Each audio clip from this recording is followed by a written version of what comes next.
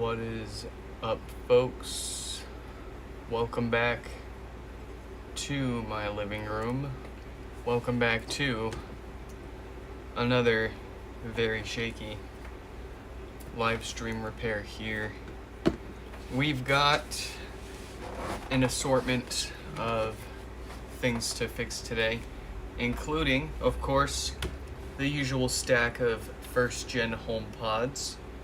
We've also got a second-gen HomePod from a repeat fella, Alex, with a second-gen HomePod that has, hopefully I'm not starting to see here a common issue developing with the bass speaker starting to fall apart on these things and cause a nasty rattle. We've also got this LG Ultrafine 5K monitor main board that was dropped off for hopefully a replacement USB-C port.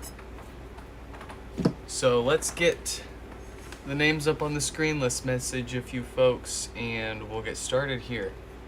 Let me first figure out who's this ultrafine board this was. Okay. So we've got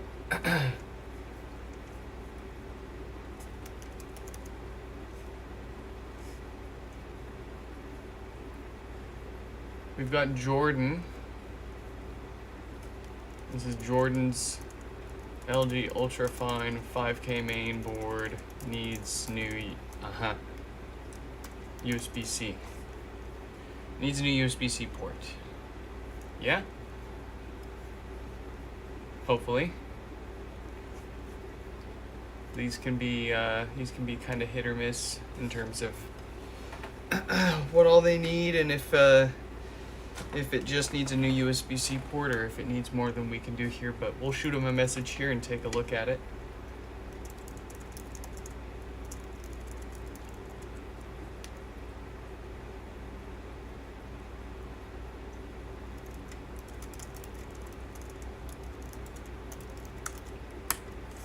And then we're going to look at number 3873 here. That is a bricked first-gen HomePod. We'll shoot them a message and let them know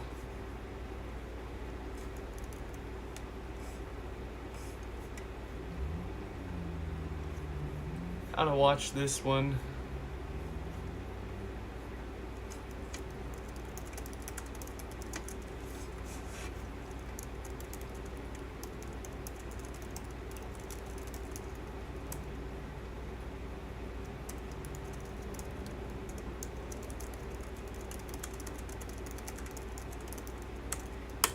Okay, so 3873 with a bricked first gen. And then we've got 3897 with bad bass. Then we've got John with no power. Then we've got, that was 3843.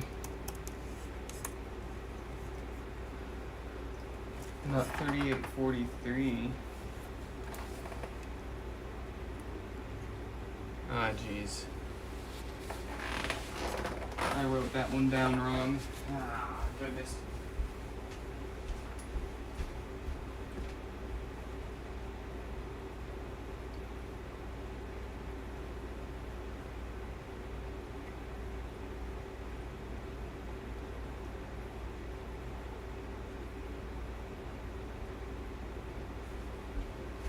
Let's see.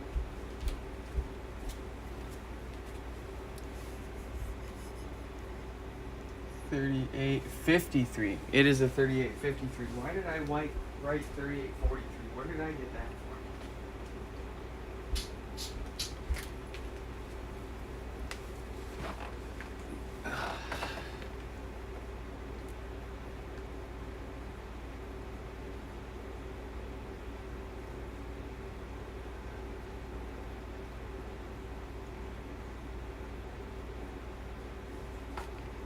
Okay, I fixed that.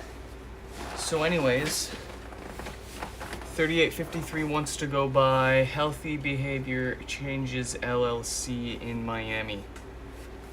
That's going to take up the whole screen, so we're going to shorten that to HBC down here, and then we'll give them their full name when we get to theirs. And then we've got Michael with no power. And then we've got Caitlin, no power.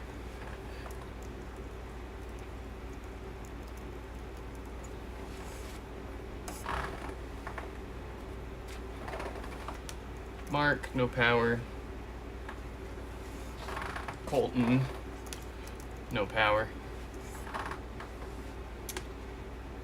And we'll wrap up today. Hopefully we can get through all of this. We've got Alex's second gen there.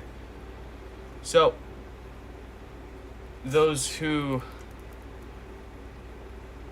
are going to stick around until the end of our stream today will be rewarded with a fresh new repair here. I mean, we've actually looked at a second gen with bad bass before. I'm kind of expecting the same thing with the subwoofer falling apart.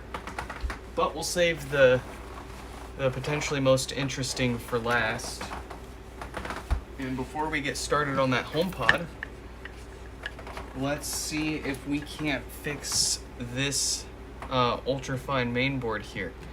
Now, how do we want to do this? I need to get my board holder.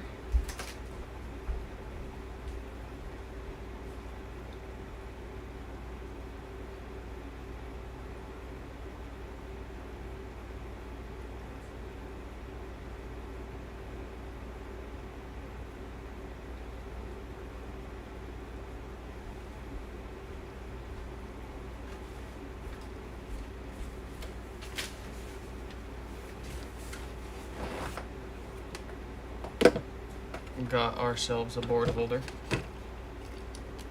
Oh, shoot, there goes all my pins.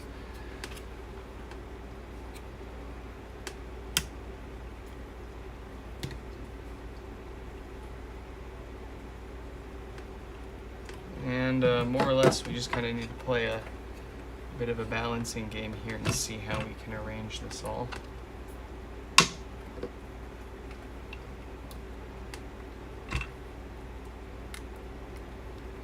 What about something like that?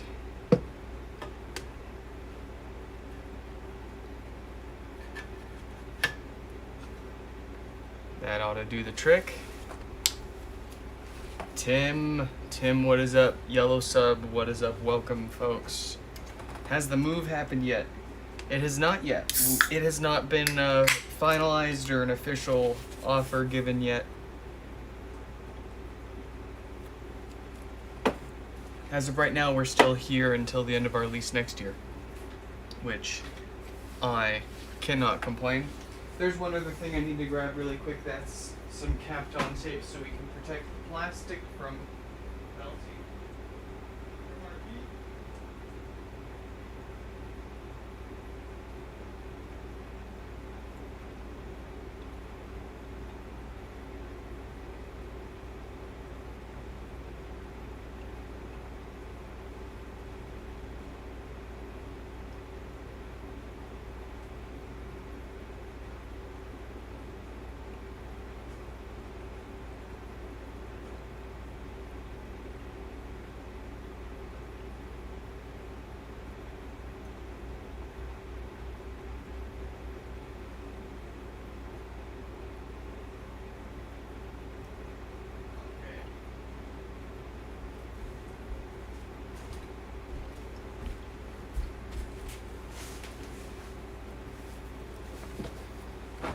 I like to get a little bit of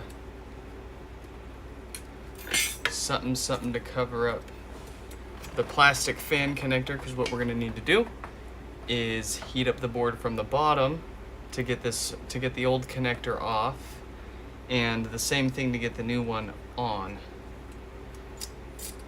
without damaging the ports themselves here.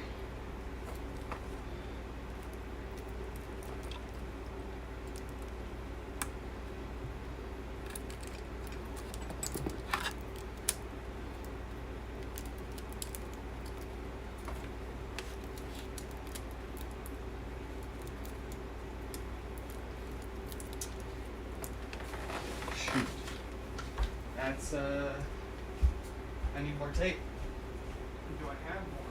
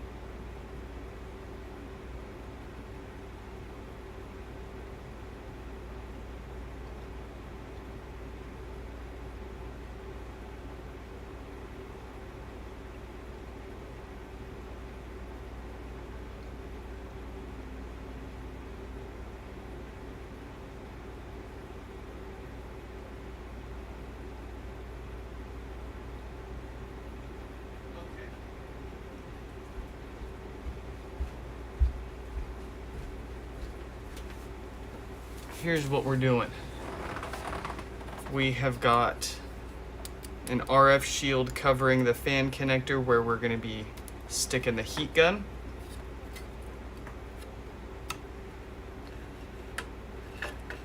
Let's give them the clamps.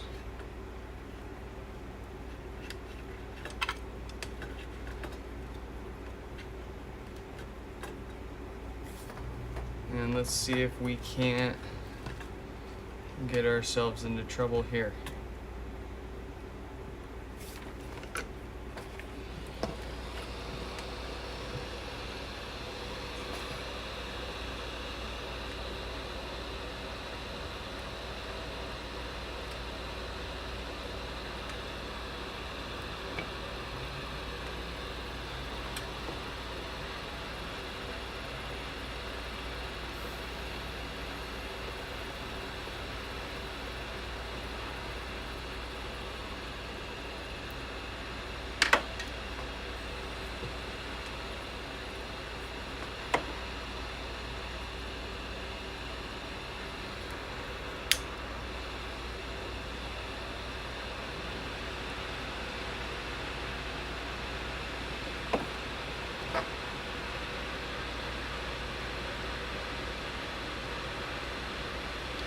We want to be, excuse me, we want to be extra, we're not putting any force on the port.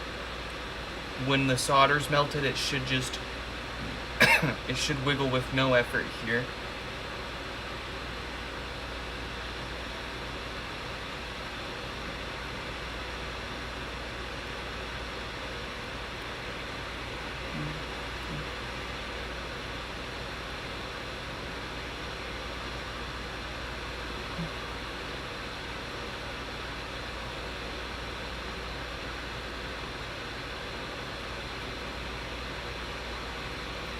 We're close.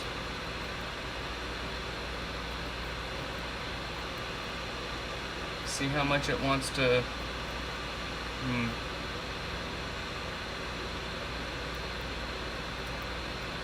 It's close.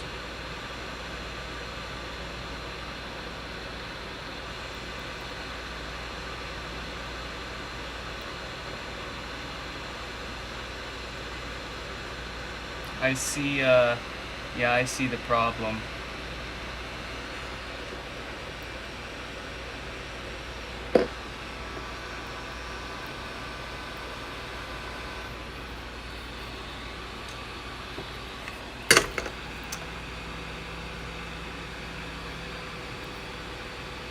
Ouch. I don't know if this is gonna show up on camera.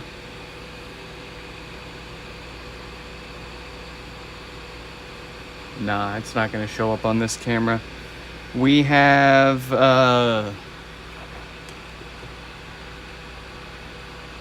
1, 2 pads. Looks like we have 2 missing pads that came up when the port got damaged. And then a couple more started lifting off the board. Unfortunately, this is not something that we are quite equipped to fix, but it happens. Honestly, I'd say about half of these LG Ultrafine boards that show up end up already having pads or traces ripped off the board from that damage, having the port bending on the board. It's a stupid design. Why didn't they put the one input that you have for such a nice expensive monitor? Why would they put it mounted on the main board like this with no easy way to replace it? They could have at least put it on a daughter board or a flexible piece, a flexible ribbon connector that could go somewhere else and take the stress off. We all know why they did it like this, because they've been doing it like this for generations of monitors. The 5K, the 4K has the same problem. I hate this, but for now I don't charge people for stuff we can't fix. And I think they dropped it off. I think they were local, so at least it's just, they're just a little they're just out of the time it took for them to drop it off and have to come pick it up. But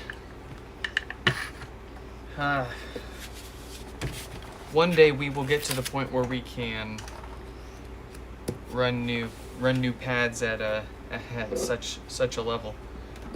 Not here or now, unfortunately, a bit above us.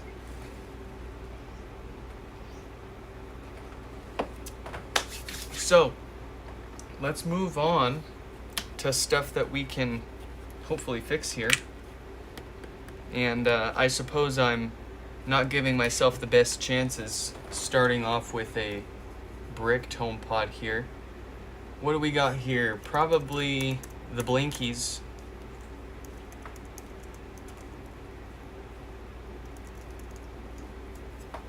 Uh-oh. See, that's not good.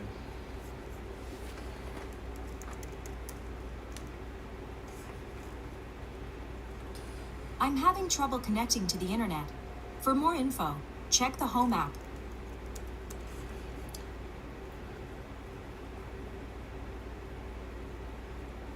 So they sent this one in saying it had blinking volume buttons. It's clearly working just fine for us here and now. This is not good news. This means it's got the typical failure where it'll work just fine here and there and then suddenly fail and blink volume buttons or fail. I'm having trouble connecting. Shut up. Fail to boot up again. This is really unfortunate because I'm literally at least a few weeks out of having any good working logic boards, and people have already been waiting weeks for replacement logic boards. This is also going to end up probably being one of them.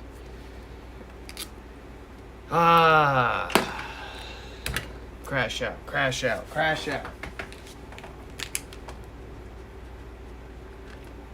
That's so lame.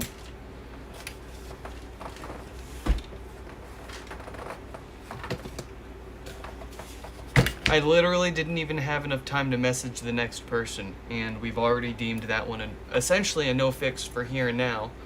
I don't want to crack it open because I know what it needs. It's going to need a new logic board. Even, like I was saying, even though it's working just fine now, it's happened to us dozens, maybe even 100 times now. Someone sends into HomePod swearing left and right it's got blinking volume buttons. As soon as we get it, it works just fine. We test it left and right. We leave it on running and playing music. We run updates. We set it up. We reset it. It just works. And then we say, hey, it just works. We'll just send it back to you. And of course, as soon as they get it back, it starts blinking volume buttons again. This happens usually because on the main logic board up top here, sits right underneath the display in this plastic top. The logic board has a couple of pretty complicated components on here. Most notably the CPU and RAM. The two chips are stacked on top of each other, kind of crazy. And then you've got the storage chip. Usually it's this storage chip, or more specifically, the solder that connects the storage chip to the board. With the thermal stress, the heating and cooling, and the vibrations from the subwoofer right below it, the solder, the BGA, tends to expand and contract and eventually develop cracks and corrosion. And that will lead to intermittent failures like what we are seeing with 3873's HomePod. So I don't want to just say, hey, it works, I'll send it back to you, or hey, it works, but I'll charge you for some maintenance to prevent other common hardware issues, right? I've seen this enough times, I know what's going on. I don't trust that logic board. It unfortunately is going to need a new one, and I don't have any, nor will I probably in the next week or so, without catching up on everyone else that's been waiting. So I really hate that. We made them wait this long just for us to plug it in and say, sorry, you gotta wait longer. But that's really all we can do around here right now. Parts pods are the only source for good working logic boards. Quite a few number of issues with these logic boards we can't or don't know how to fix. Despite all the things that we have figured out how to fix, there are still some things that we can't fix, either because we don't know how, or it requires a replacement piece of hardware that they have serialized and locked down. Despite being able to replace every single part in the HomePod, you can swap the logic board or the display or the amplifier board or the power supply or the subwoofer. All of that stuff as a whole, you can swap it around between HomePods and it doesn't care. But as soon as you start taking the storage chip from one HomePod and putting it on the logic board of another HomePod, it's not happy. So a lot of these we can't fix. I have to buy broken HomePods in a condition that hopefully it still has a good working logic board that we can use to fix up these other pods. But it's been really, really tight, really rough the past few, I gotta say, months now at least. Everybody wants more for broken ones than working used ones, of course. And all the broken ones that I can afford have issues that I can't use the parts from. I need those logic boards, and those are the ones that people tend to sell. Or the ones with bad ones. Well, anyways, enough ranting. We're almost 30 minutes into the stream and we haven't even really fixed anything yet. Let's move on and see if we can't finally change that here. We've got 3897.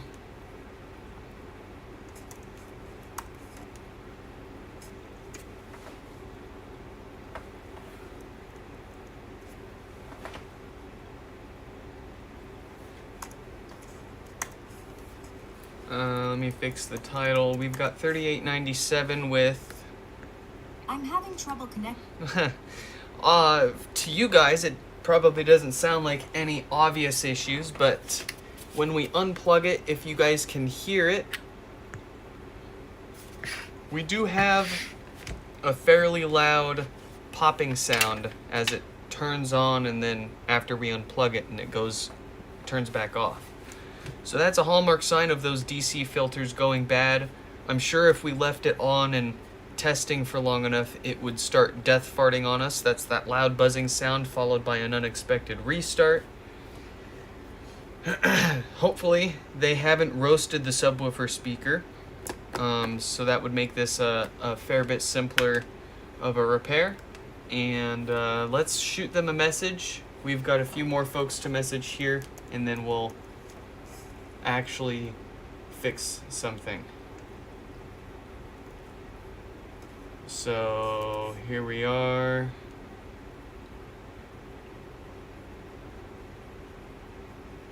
I need my link.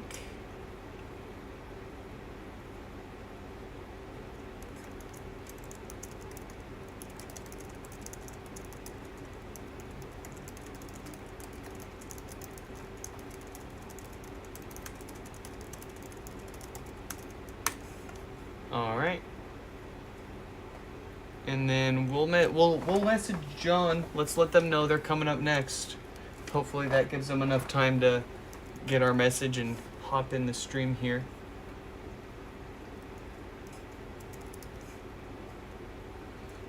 Here's John.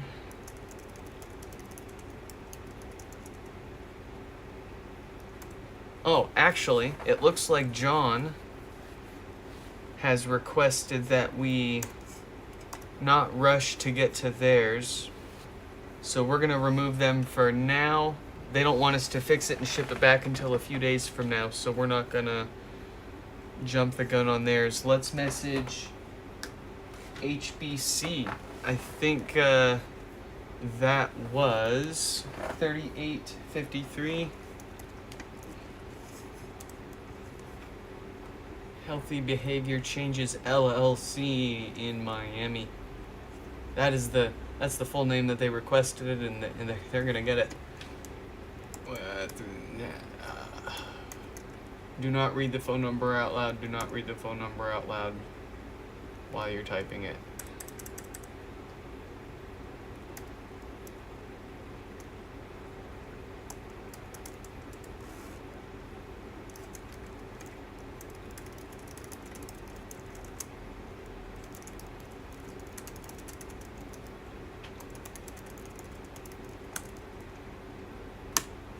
All right. Can I fit that? No, I can't. No, I'm not going to be able to fit that in there. All right, let's get this fixed. Enough farting around.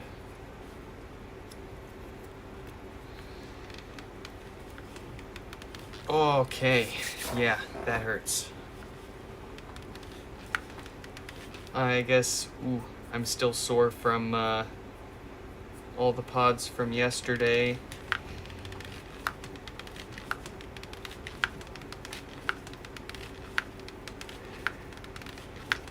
And then I ended up having to actually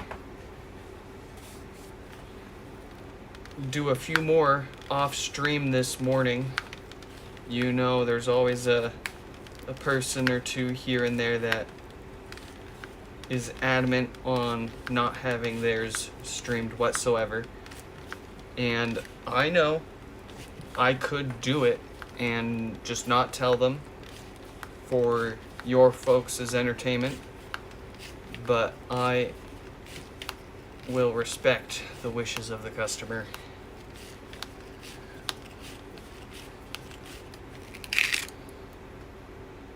HBC.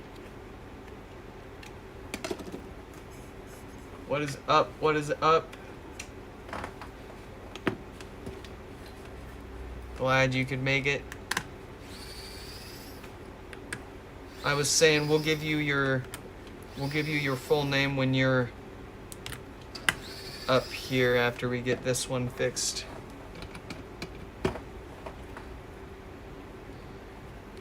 I wonder if it's actually longer than my name. Let me see.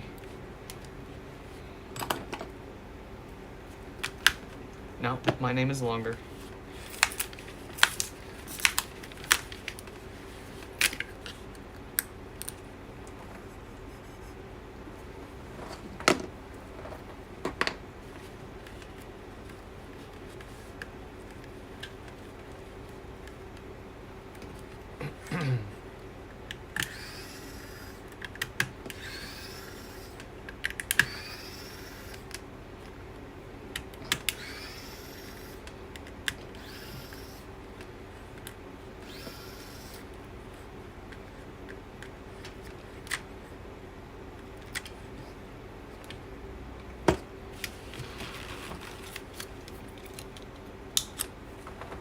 I need an OXO spudger with a comfortable grip. Ooh. OXO, are you listening to this guy? Hit me up for a sponsorship.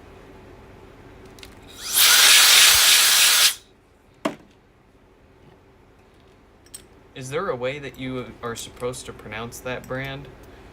Am I doing it, or am I doing it right? When I was a kid, I would always read it out in my head as OXO.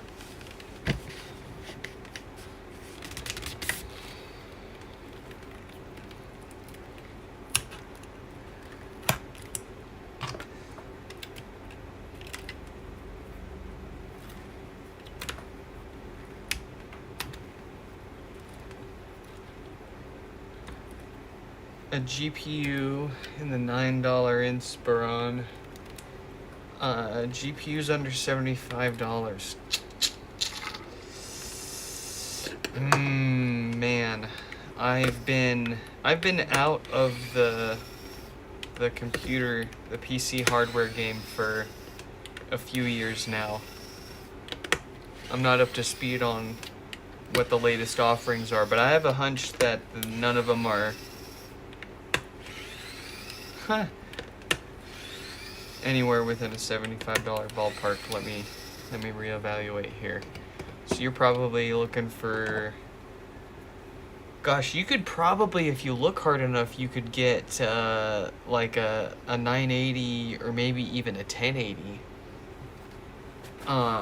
Those things still have very respectable power, but also it would be important to know what kind of CPU and, well, I mean, in general, what the specs for the rest of the machine are and what kind of power supply it has if you're planning on trying to stick with the one that it's got, or if you've got another beefier one laying around that you plan on using to supplement for a GPU upgrade.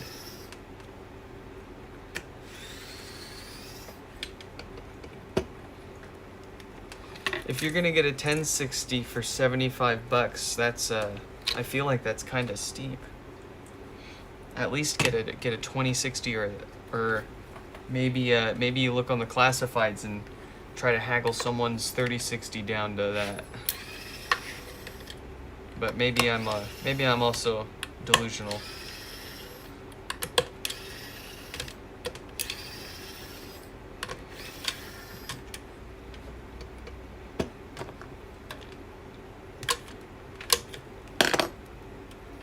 That's my that's my off the cuff, I did no research opinion for you. Did I ever find the right component for that Sonos amp? Yes, I did. We ended up, we had another live stream. You should be able to search my channel for Sonos and find the most recent live stream with the Sonos amp. And it wasn't the same spec that I think either you or I were originally thinking. I landed on something else, I think. I'd have to double check. But I added the details in the video description. I've got specs for the part that we used. I can dig that up in when I feel like taking a moment here.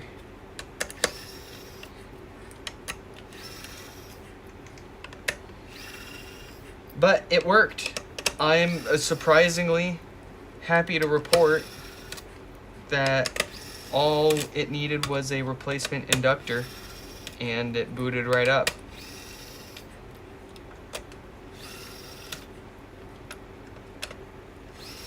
And since then, I've had about a dozen people emailing me asking about the specs for the part. After the second person emailed me, I got off my ass and finally added the details to the video description. And nobody reads it, and they still email me asking about it. What's funny is when people link to the video in their email to me, and it's like, it's right there. You are why I'm up until 2 in the morning doing emails.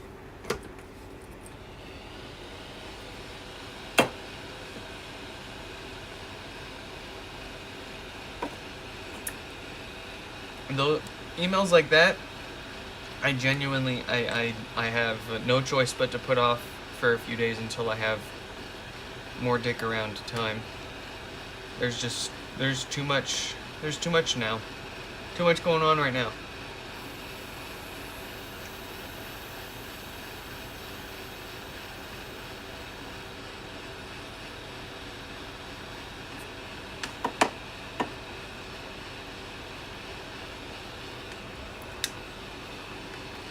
We're hanging in there though.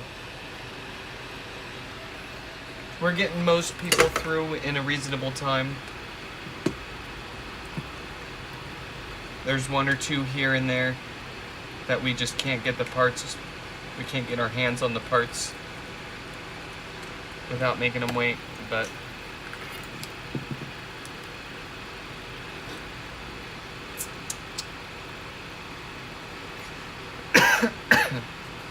slow down, Atlas. You want to choke on your food?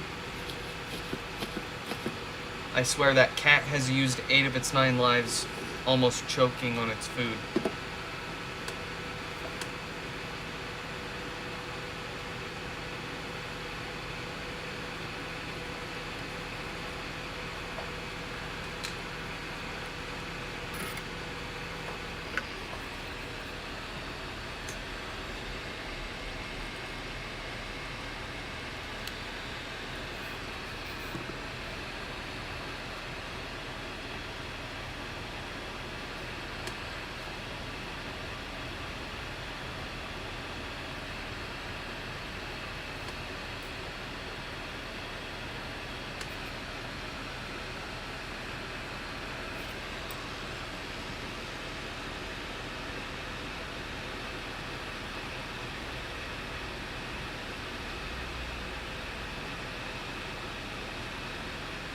Okay.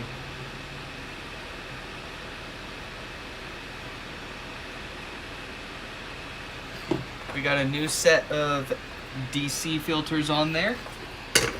That should fix their flatulence.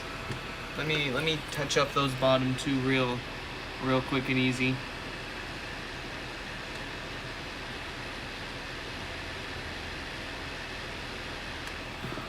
Very nice. Let's see if it needs anything else while we're in here. Of course it does. We've got a 48K dated Schottky diode just waiting to fail and cause no power. We're certain to see the same diode fail and cause that issue and a few other repairs coming up tonight.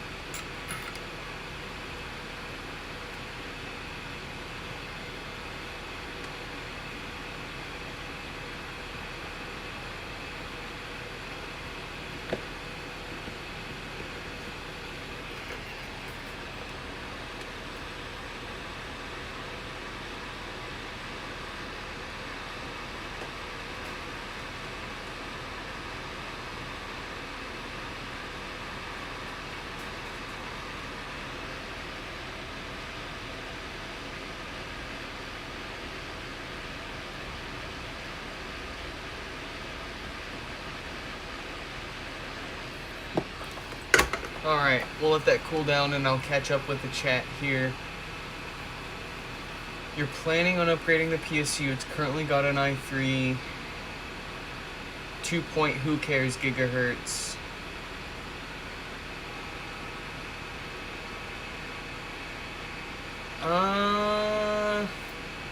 Yeah, you could get your hands on an i5 or an i7 of that era for rather cheap.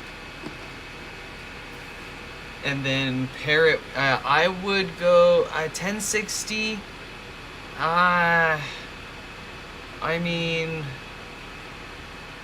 the 1060 was a budget GPU already. Like, what was that? Almost 10 years ago?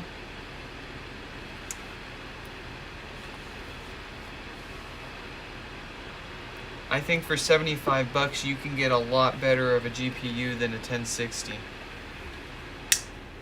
But I mean, maybe a 2060 like I was saying, or it depends also on your power supply budget. If you've got a power supply that can push a 1080, then I would go for that.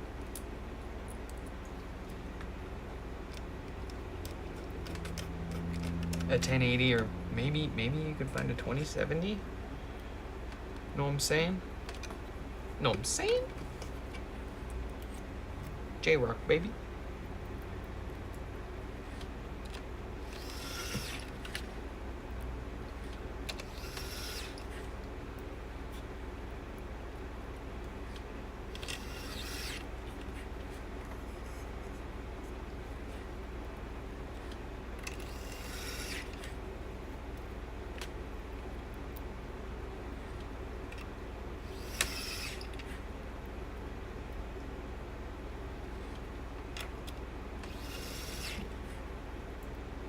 It really depends on the generation of CPU. Yeah.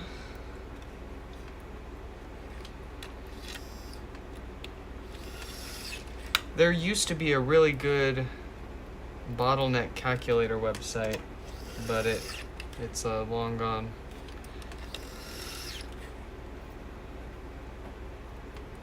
Gave you an idea of how balanced your components were. If there was a particular component that was a bottleneck, right? Like your memory was too slow, or your GPU being too fast for your CPU, i.e. wasting more money than you need to spend on a GPU, where you can't take full advantage of the performance because the CPU is already maxed out. Or the other way around, your CPU has it's less common where the CPU is bottlenecked by the GPU. Usually video games are GPU intensive and not great at multi-threading support, but that might be my age starting to show. That might be 10-plus-year-old advice that's not valid anymore. Maybe games have gotten great and fantastic at multi-threading, and having a multi-threaded CPU is, having not. I mean, every CPU you get your hands on these days is multi-threaded, yeah, and you've got freaking performance cores and efficiency cores, and I don't know what kind of cores anymore, man. Freaking black magic cores, AI cores.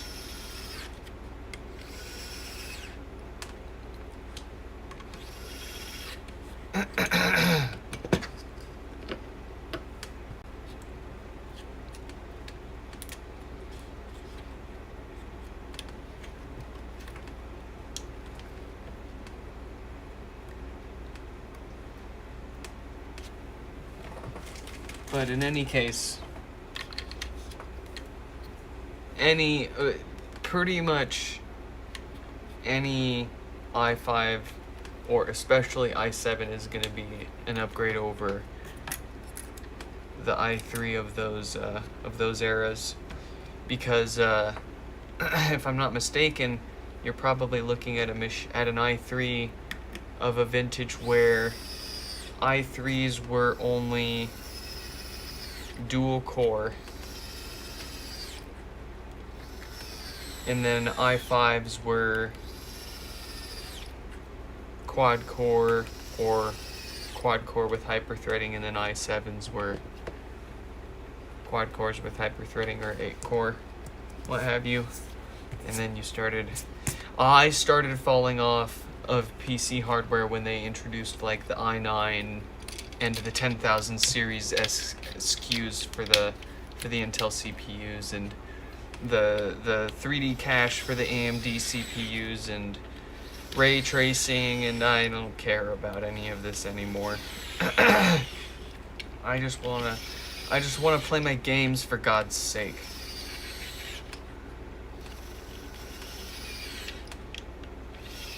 And I guess these days, it's all pushing for the fastest frames per second, when the majority of those frames being generated aren't even real frames.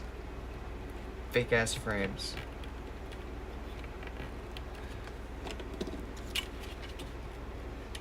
Fake frames, yo. I hate it.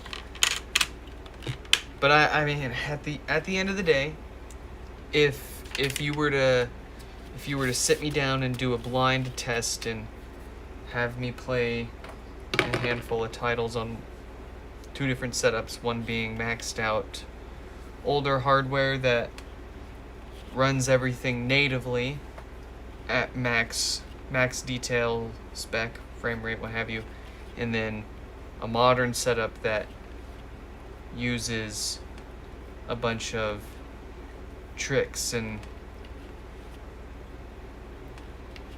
shenanigans to generate frames in detail, I may blindly and unbiasedly pick the one that would the newer setup. I don't know. Last time I genuinely sat down and played a video game for more than 5 minutes was like also probably at least 10 years ago by now.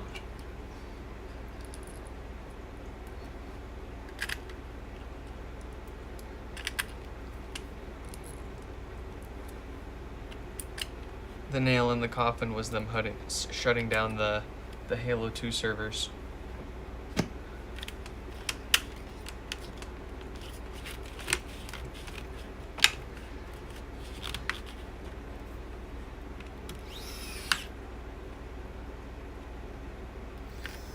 AM4 is going to be the best value socket for the next 5 years. If I'm not mistaken, both my wife and I are both still running AM4 chips and boards. For that same reason. I built mine's AMD 5900. Is it a 5900? Ah, God. See, I don't even know. And I'm not near it. I can't check. I can't remember what my desktop build was, because literally the only thing I use it for is streaming the fixes. I built it thinking I might play games on it one day, but I'm addicted to work.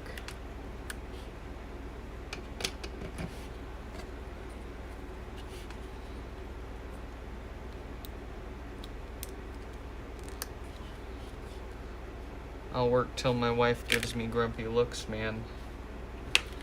It ain't good.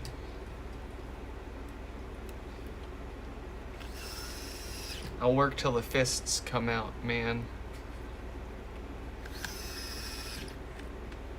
And we're calling the cops, declaring mutual combat. 1, 2, 3, 4. I declare a bloody fist fight in the front yard.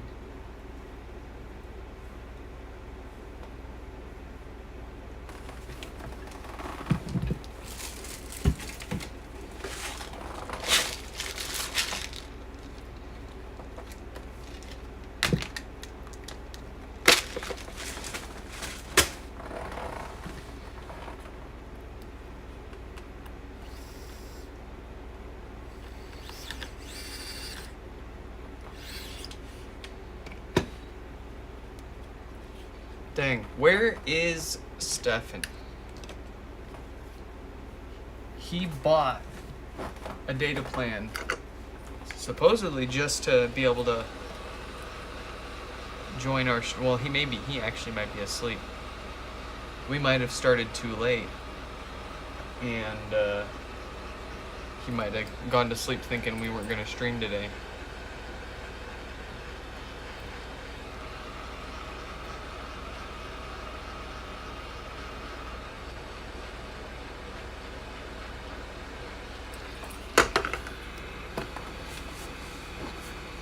Okay, so we have one fixed HomePod, and we're only 51 minutes into the stream. Look at that. Mom, get the camera. And of course, it's not going to be terribly obvious to y'all watching at home here that it's fixed, but I'll be putting it through its paces. I'll reset it. I'll play music to it overnight, make sure it doesn't fart and restart or have any kind of bass issues or anything else that we might be able to catch before we charge them some money and ship it back out to them. I'm having trouble connecting. It's certainly sounding a lot better from a warm boot, as I would say. Cold boots, the popping may be better than when it's warm. That's just because the warmer those filters are, the less effective they can get at filtering that unwanted DC voltage that produces that popping sound.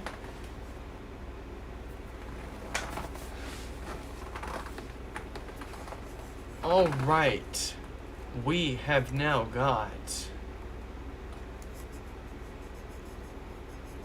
Where is my mouse? I only have 2 monitors and I still managed to lose track of where my mouse went. We have got...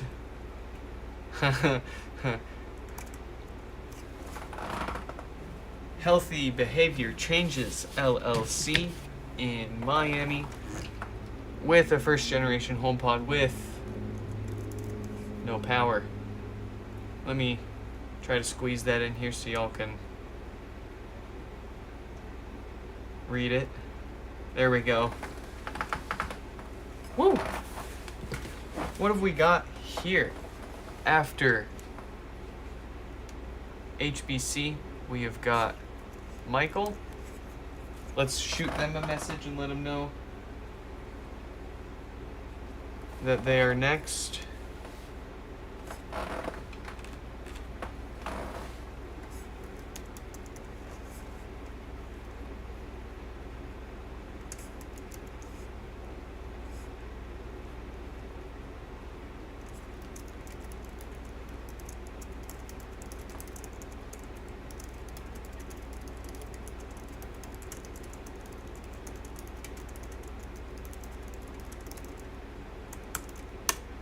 Oops.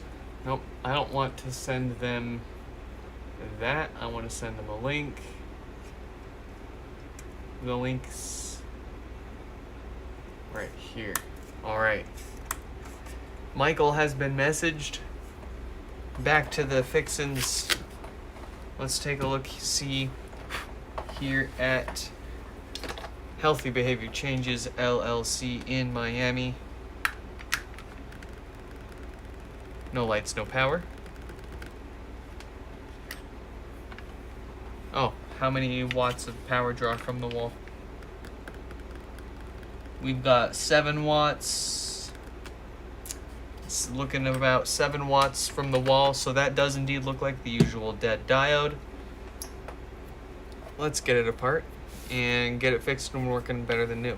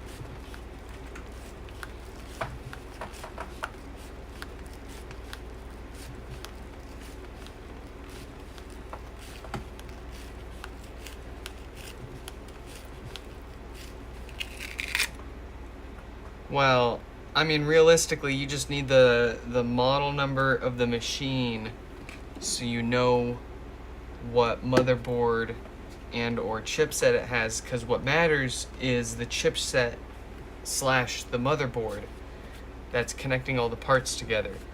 That's usually where your limiting CPU support factor comes from. So, depending on, just because it's got an i3 in it now,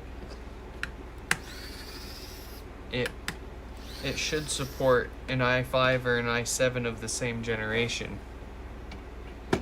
But it always behooves you to look it up and confirm. What I like to do with OEM machines like Dells and HPs and what have yous, I like to look up the model of the machine and find the user manual or spec sheet tends to list all of the different CPUs that you could have chosen to have the machine come with, and that's usually how I determine what a machine may support. And usually I can't think of an instance where I've tried upgrading a machine from an i5 or from an i3 to an i5 or i7 and it hasn't worked purely based on that. Usually the incompatibility comes more between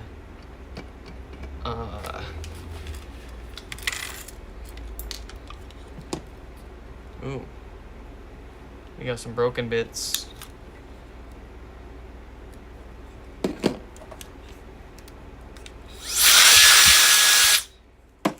Usually incompatibilities come from trying to go from an i3 or i5 or i7 to like a Xeon, or vice versa from a Xeon to an i3, i5, or i7. Quite often the older stuff like that tends to only support one or the other, especially when you're talking about boards that don't have an integrated graphics chipset, so they rely on the integrated graphics in the Intel i-series chips that don't come in any of the Xeon CPUs, because why would you need integrated graphics in a server CPU that lives in a server, right? Blah, blah, blah, blah.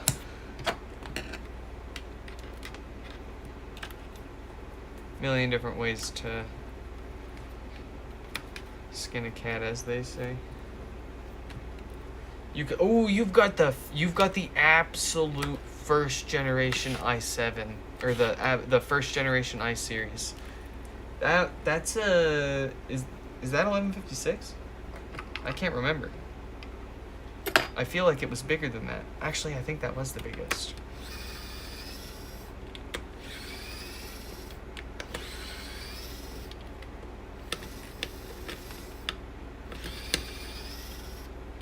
I have a handful of those that I kept from work because they were throwing a bunch of boxes out, and boy, were they were loaded. You had i5s and i7s out the wazoo. You had maxed out memory. I'm talking quad channel memory, G-Skill sticks.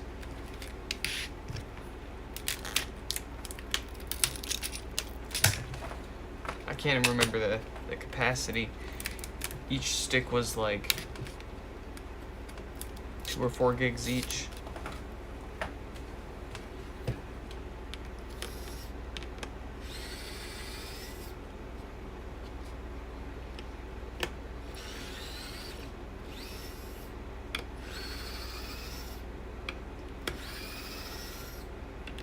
See, I went from the AMD Phenom to 965. I went from that with Crossfire, no, SLI 8600s to an i7 4790K.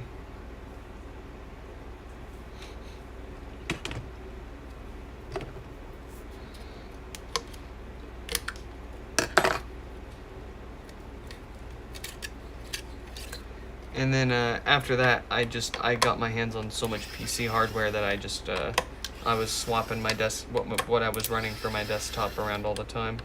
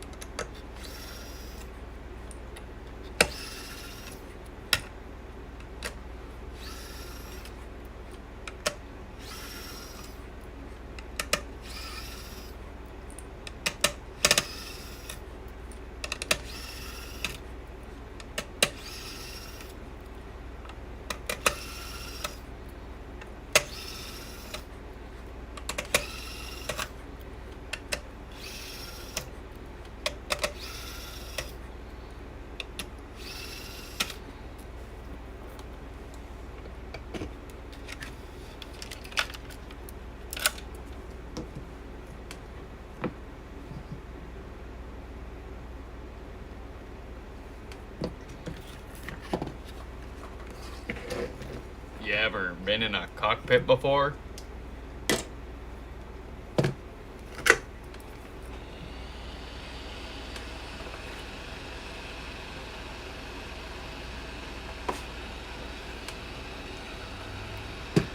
Man, rest in peace, that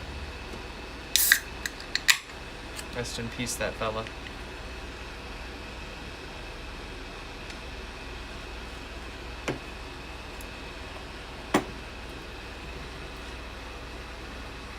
.1080 would be overkill for any CPU you can fit into that socket. Yep, 100% agree. I was expecting it to be old, but I wasn't expecting it to be first generation i-series old. Tim is spot on. I would look for, like I was saying, like a 2060, or maybe you could haggle someone down on a 3060.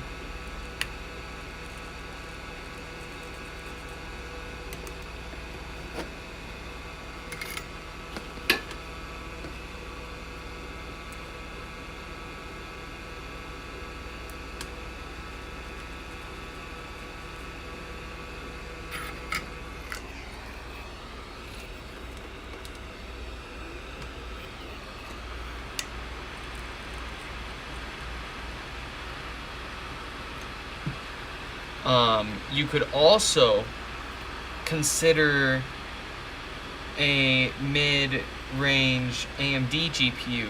Your money is always going to go farther for performance per dollar getting an AMD GPU versus an NVIDIA GPU. The debate's been made for ages and ages. But my opinion is, if you want every top dollar bell and whistle and you're willing to pay the big bucks for it, then go for NVIDIA. But if you want to maximize the performance per dollar that you're getting, then you will get more out of the AMD stuff.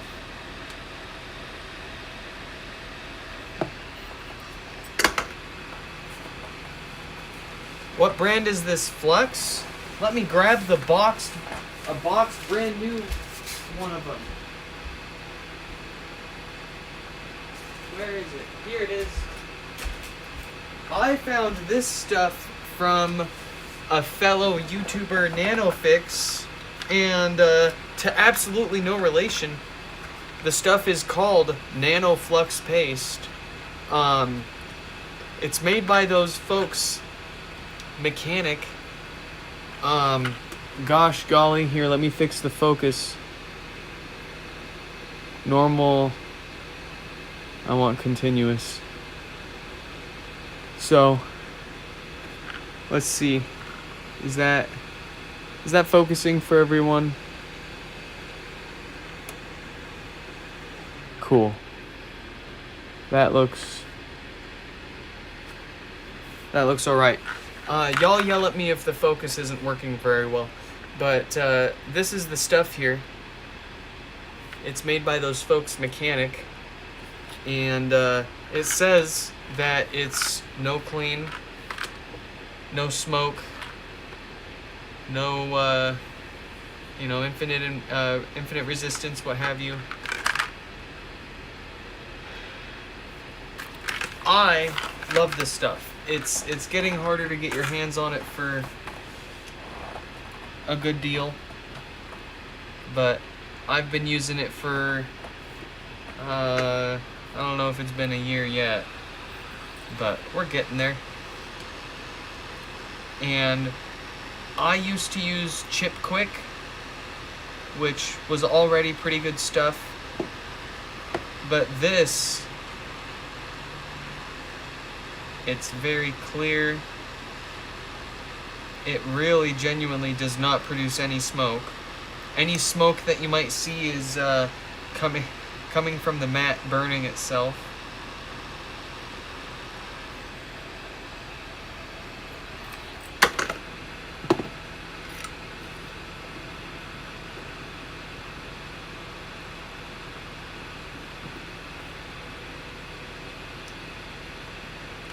And then there's also, of course, a little bit of flux built into the solder, so that's always going to smoke a little bit.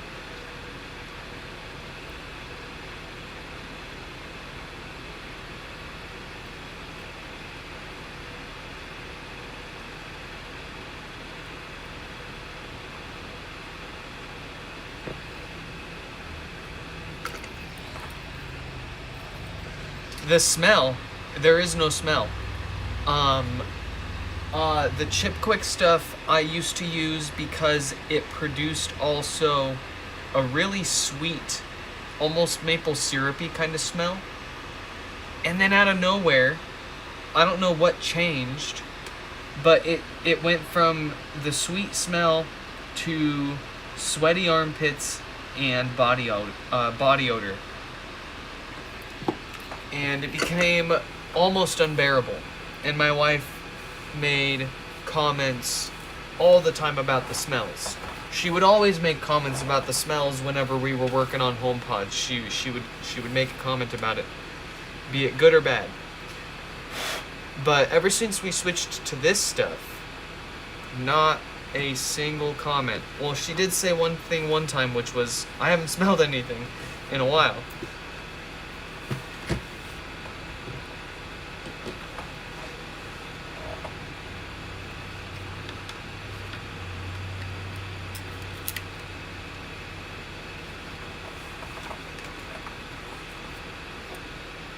Oh, I love it so much that when I bought the first tube and it worked so well for me, I bought 30 more. 30.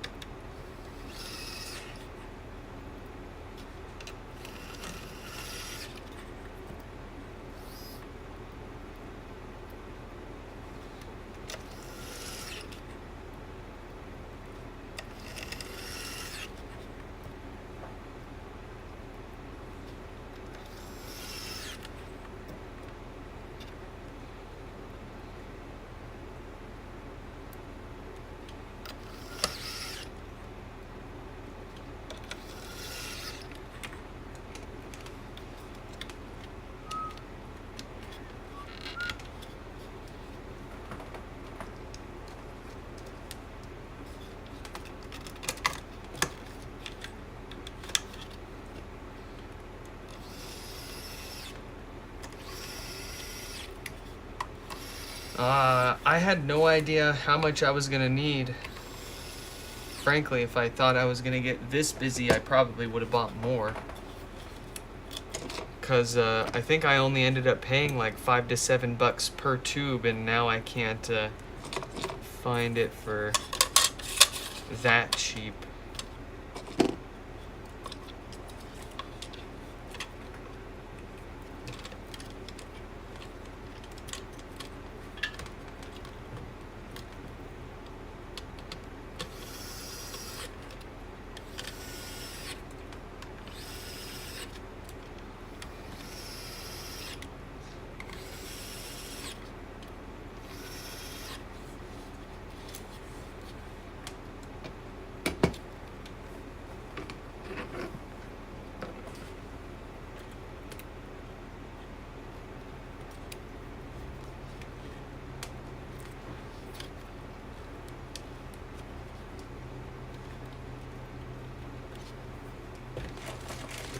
And I don't talk about it all the time here, but we'll make the honorable mention for the new rubber subwoofer gasket that replaces the old original foam that loves to get tired and a little leaky over time.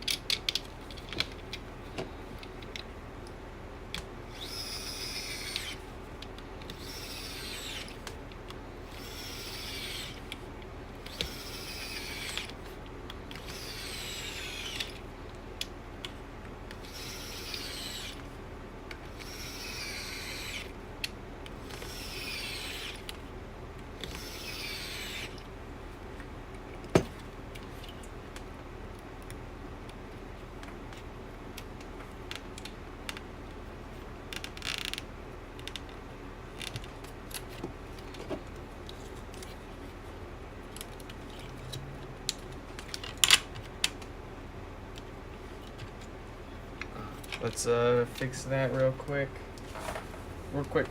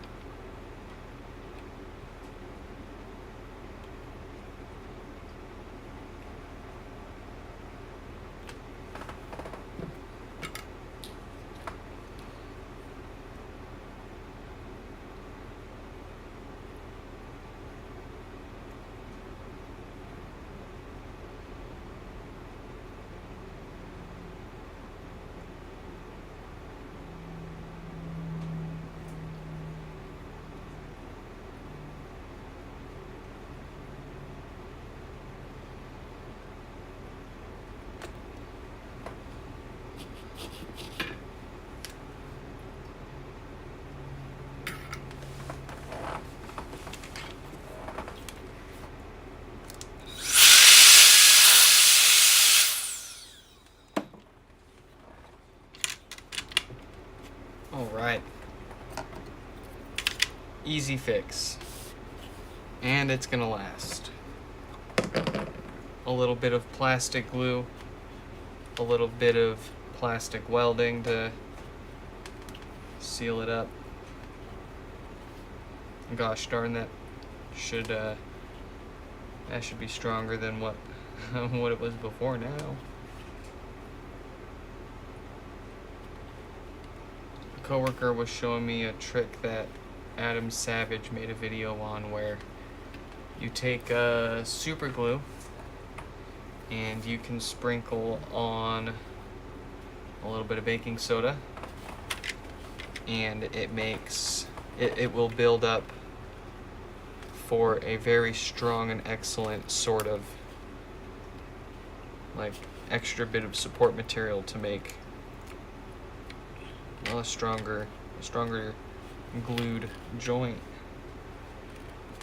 If you need to build up the area around it to add more support, you just sprinkle more baking soda, squeeze a little more glue in there, and it's pretty neat little trick. I'm gonna have to try it on he figured it out for his laptop hinges. He bought a bunch of broken Chromebooks and a couple of them had broken hinges, and he was asking me, hey, how do you fix broken hinges? And I was like, I usually just replace the hinge outright because no repair for a broken hinge has ever lasted for me. And they figured that out and showed me.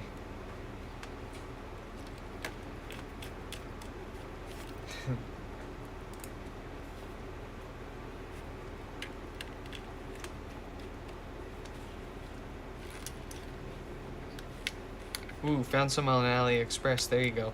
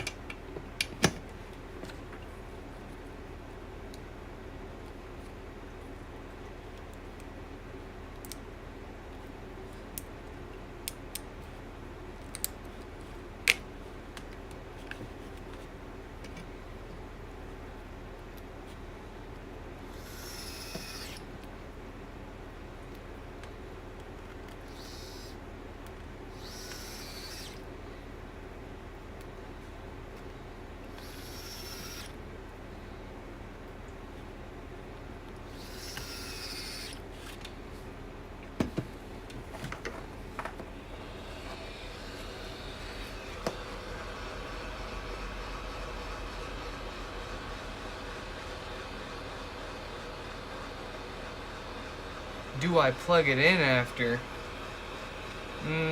If I feel like it. I'm just kidding. Of course we plug it in. Yeah, we'll see here in just a moment. We do what you shouldn't do, which is put it all the way back together and then test it. It would behoove you to follow my proper repair video, which granted I do need to make a new version of since we've learned a few things since making it years ago, but it's still a fairly valid repair guide to follow for fixing the most common issue for these that you saw us just fix here, minus those DC filters. But those DC filters won't keep it from turning on like this. Here we go. Just a little bit of extra maintenance to give it one less reason to come back to us.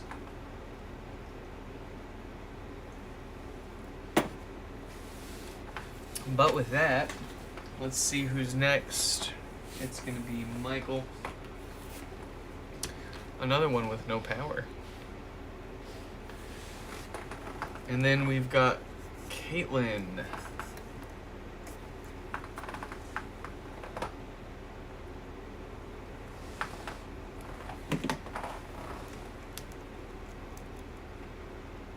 we've got Caitlin up next, but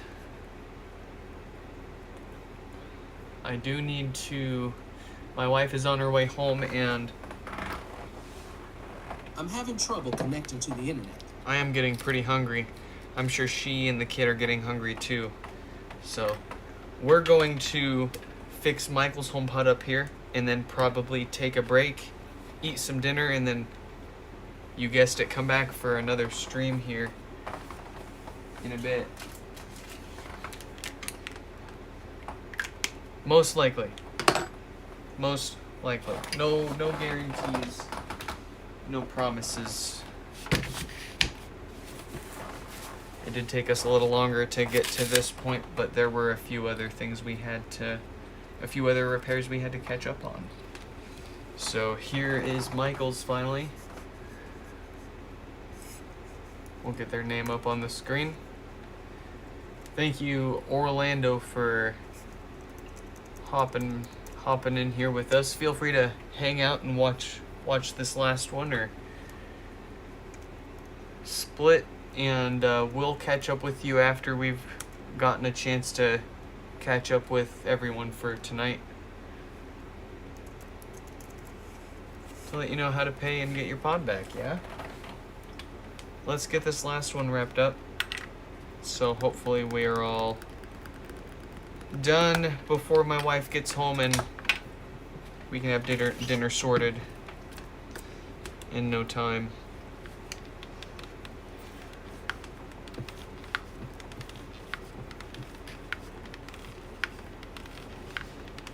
Oh, Tim's moving too. Good luck with it. And yeah, Shuffle Hands does not have a Discord, unfortunately. The only thing I think he has is like YouTube and Google Meet.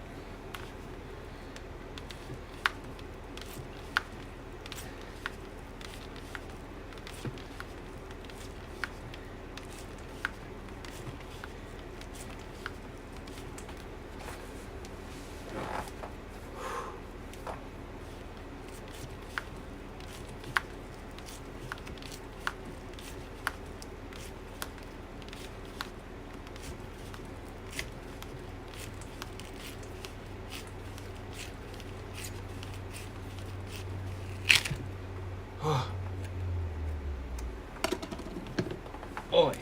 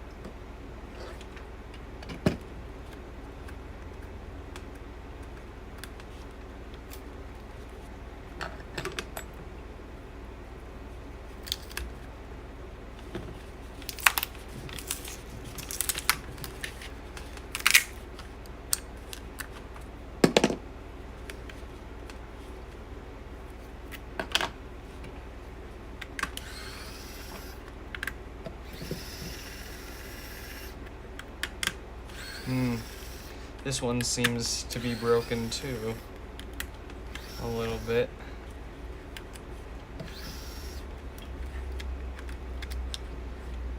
I'll fix that. And, oh, it's not. It's just stripped. Interesting. We can make it work.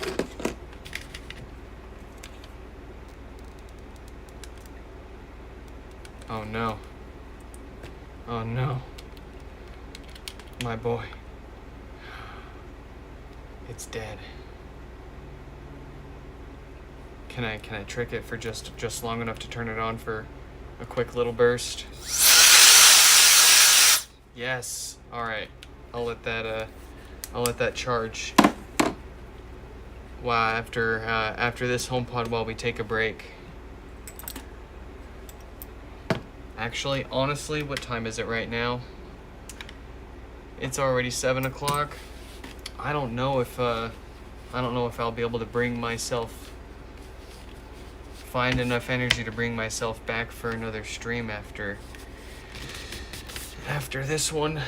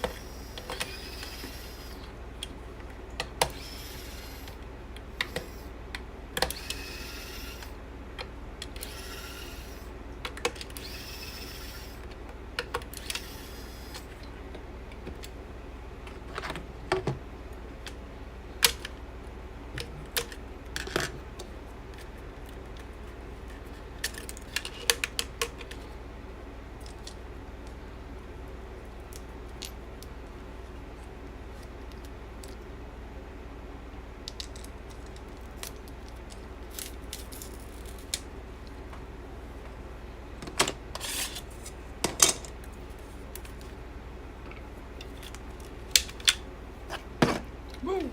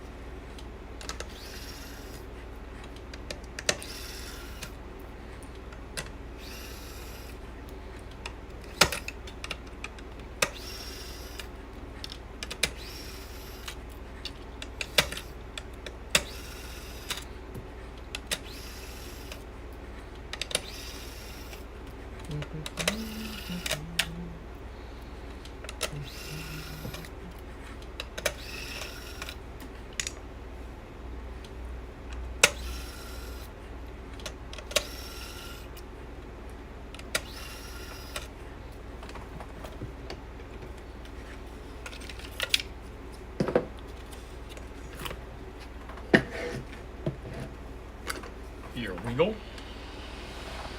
We'll start with a bit of maintenance, a new set of fart filters to give it one less reason to come back to us.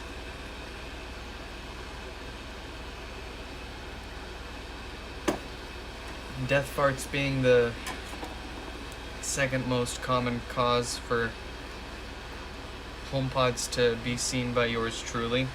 No power being the most common.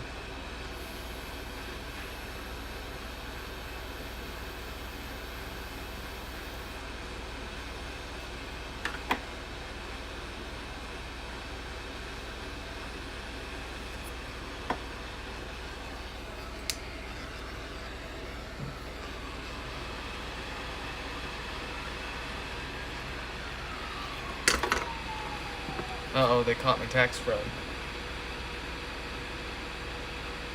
Uh-oh, they actually did. See you later. No, I'm just kidding.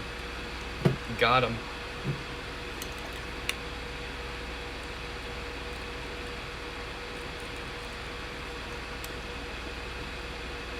They are stopping right up the street though. I hope everyone's alright.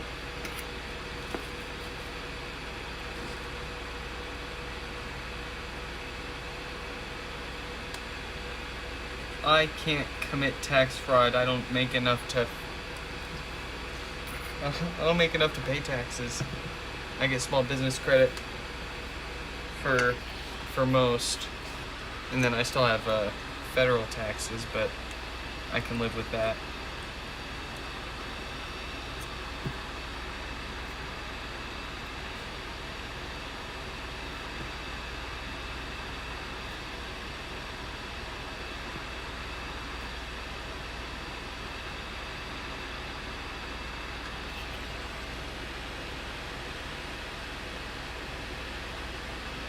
What's crazy is, like, I had been overpaying for my taxes like the first 2 years, and then I realized that you know how I was supposed to file them, and bing bang bam, suddenly I went from owing like $1,000 every quarter in taxes to the state to maybe $100 if it's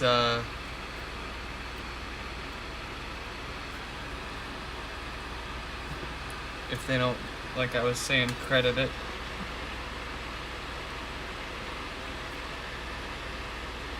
I do need to get a finance person though, because it's by far my strong suit. It is you could describe it more as my weakness, obviously.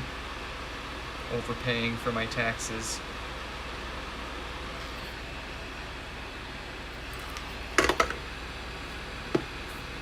Watch them still throw me in jail for committing tax fraud even though I overpaid. Bye guys. Nice knowing you.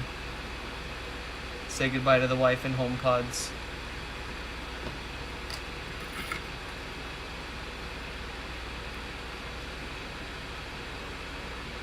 You're going to jail, Bart. Say goodbye to the wife and tater tots.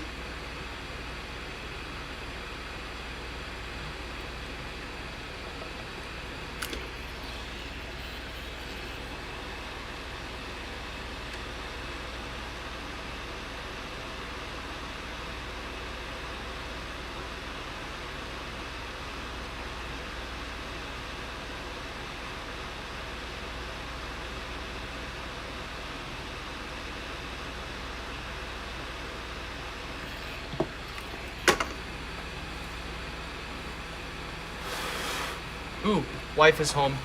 I'll be right back.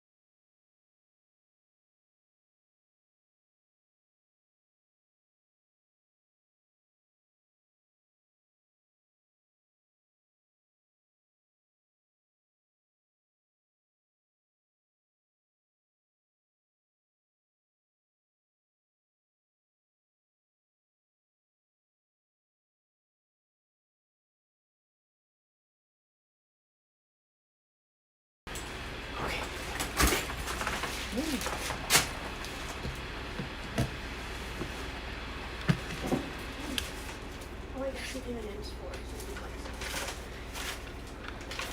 It's M&M's. Minis. Mini M&M's. Mm-hmm. I'll only eat them if you stick them in the tube first, though. I'm going to find one for you. I'm sure I have one somewhere. Sure there's one somewhere.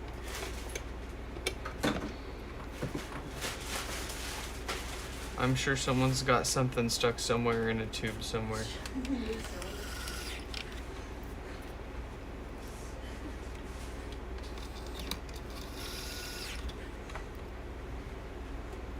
Hypothetically, one of my friends, someone who isn't me, got a cylinder stuck inside a tube, and they couldn't have it removed. You're talking Is it an M&M's tube? about It's definitely not my tube, and it's not my cylinder that's stuck. So, yes, it's a cylinder. The comments, like, I was so angry in that thread. But like maybe because he was actually asking for a friend and like he was excited to ask for his friend because it wasn't happening to him. And then all these nerds turn on him and he's like, what the heck? WTF, mate?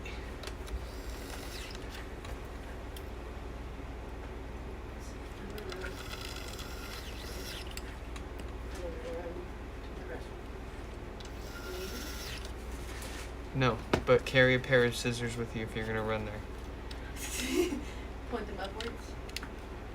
Point it at my neck just in case. No, not like that. Oh. Be safe about it. Be safe. Be safe about it.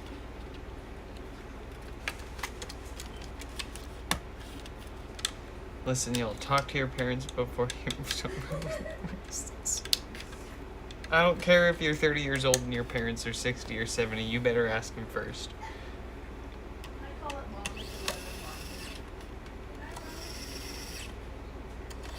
I don't care if you haven't talked to them in 10 years, it's an excuse. Call them up right now. Tell them you love them.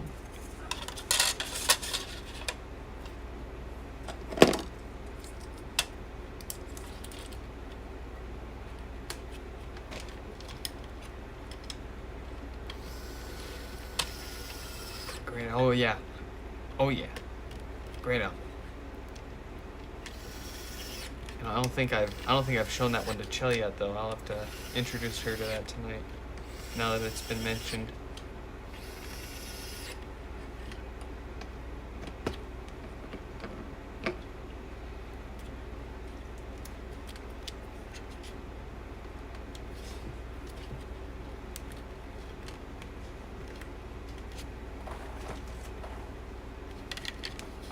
The home stretch.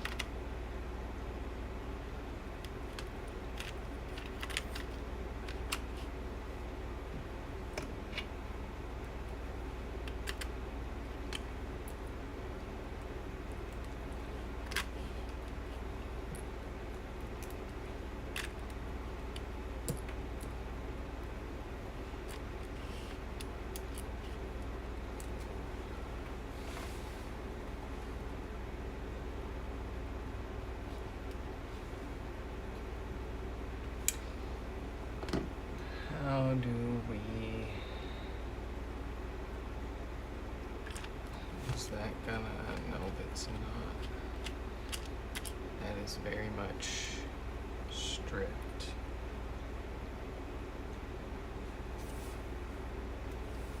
Oh, what did I do last time? I used some tape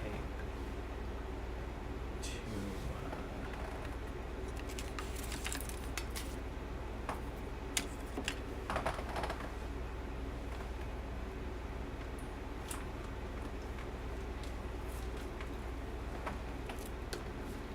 let's see here.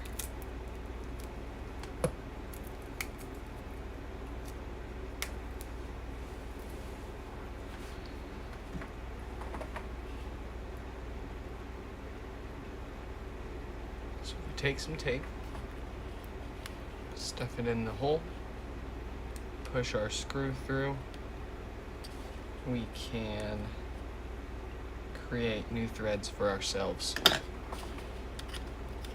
and not waste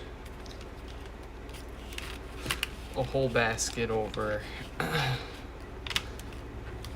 what was some stripped threads. Now I'm not gonna tweak it down with the electric driver. I don't wanna break our fine work, but there we go.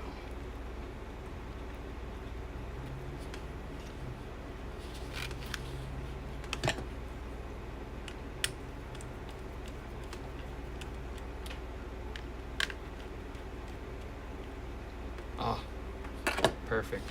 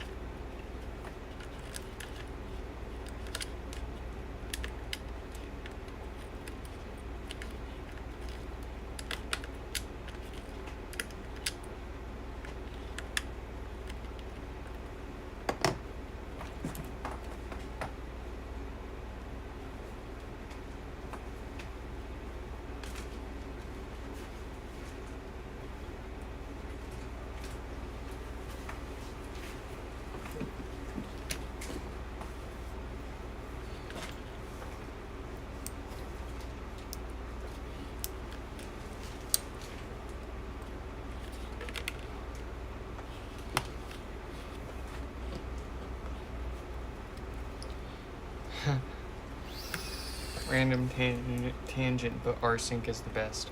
I can't say I've actually, if you're talking about like the Linux tool, I can't say I've actually used it. I'm not quite that hardcore. I just want to get by. I just want to break some stuff, fix some other stuff. Yeah.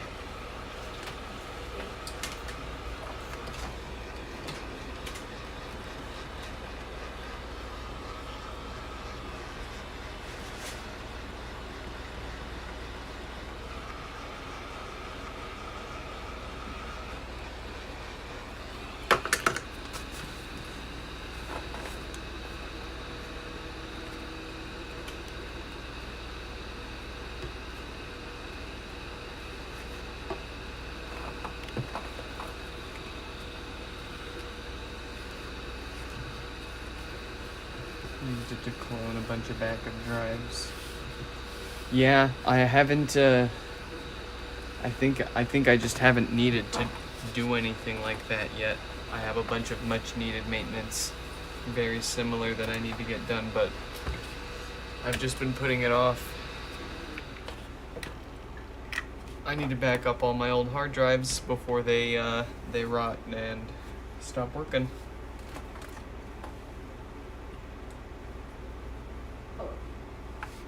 Hello? You want me to do your eyelashes?